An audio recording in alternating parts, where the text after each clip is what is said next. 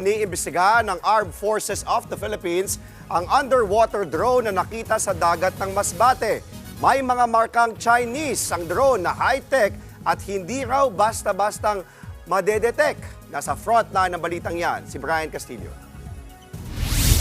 Palutang-lutang sa dagat ang dilaw na mistulang rocket na ito nang matagpuan ng mga mangingisda sa barangay Inawaran sa San Pascual, Masbate nitong December 30.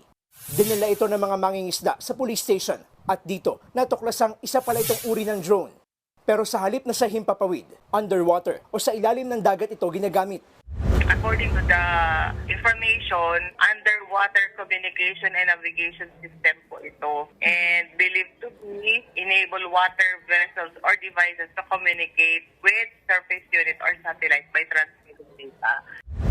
Napag-alamang isa itong HY-119 drone at mayroong Chinese markings sa ilang bahagi nito. Kaya paniwala ng pulisya, sa China ito nanggaling. Lumalabas ding mayroon itong frequency hopping capability. Ibig sabihin, hindi ito madaling madetect ni numan kahit saan man ito magpunta. Hindi rin daw ito basta-bastang mahaharang dahil sa moderno nitong teknolohiya. Itinurn over na ng pulisya sa Armed Forces of the Philippines ang drone. Sa isang pahayag, kinumpirma ng AFP na hawak na ng Navy ang na-recover na submersible drone at sinimula na ang investigasyon kaugnay nito. Patunay daw ang insidenteng ito na kinakailangan ang kooperasyon ng mga mangingisda at ng iba pang mga sektor para mabantayan ang ating karagatan. Ito ay para na rin patuloy na mamonitor ang mga kahinahinalang aktibidad sa loob ng ating teritoryo. Tiniyak naman ng militar na ginagawa nila ang lahat ng kanilang makakaya para maingat na tugunan ang ganitong mga sitwasyon.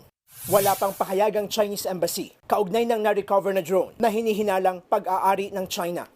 Nagbabalita mula sa frontline, Brian Castillo, News 5. Mga kapatid, Dimples Romana po, kumpletuhin ang inyong umaga ng mga kwentong puno ng inspirasyon. Salubungin po ang bawat araw ng may ngiti at pag-asa. Kaya't mag-subscribe na po at mag-follow na sa aming social media pages ng News 5.